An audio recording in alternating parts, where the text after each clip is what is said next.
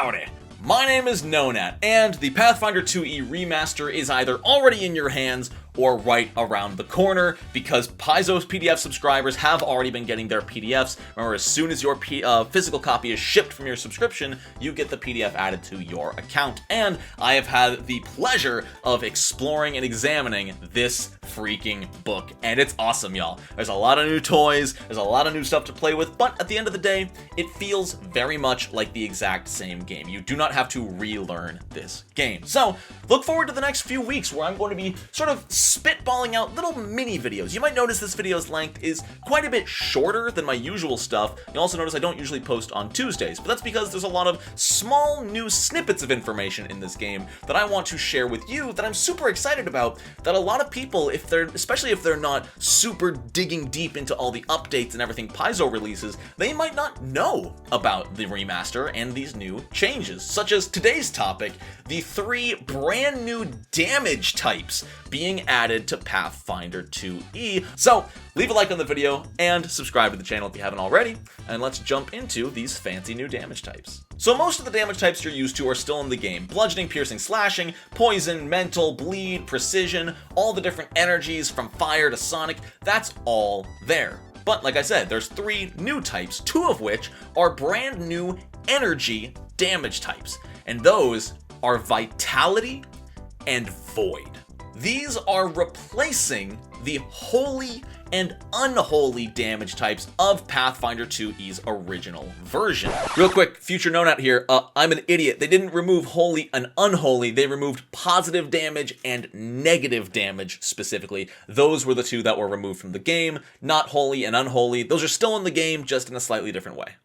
Vitality damage harms only undead creatures, withering undead bodies, and disrupting incorporeal undead.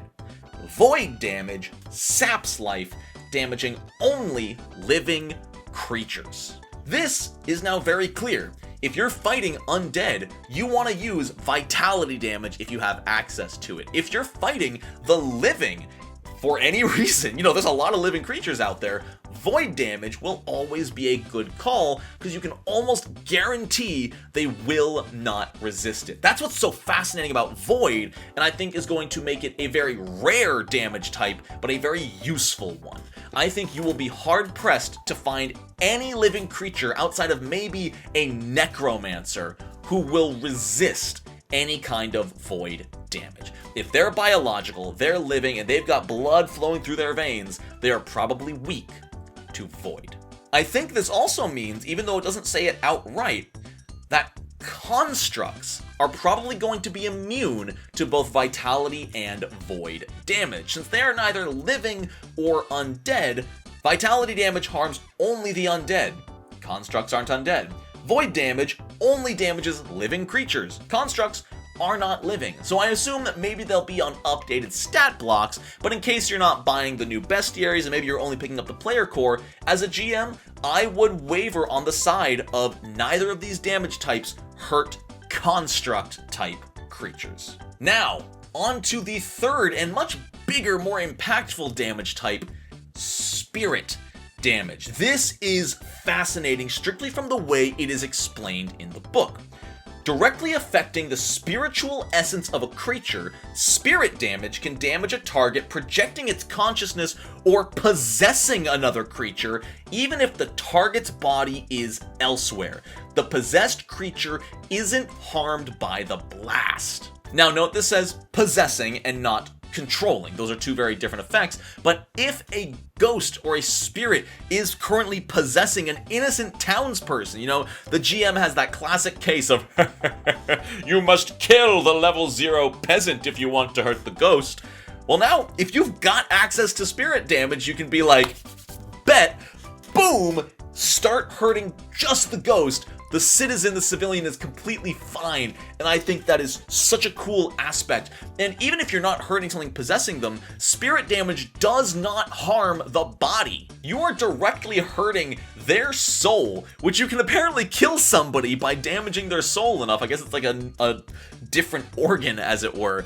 But think about the murder mystery ramifications and implications of this. You, GMs, I'm talking to you, and players, keep this in mind going forward. You could find a body without a single mark on it, no physical damage, no failed organs, no poison, no venom, nothing.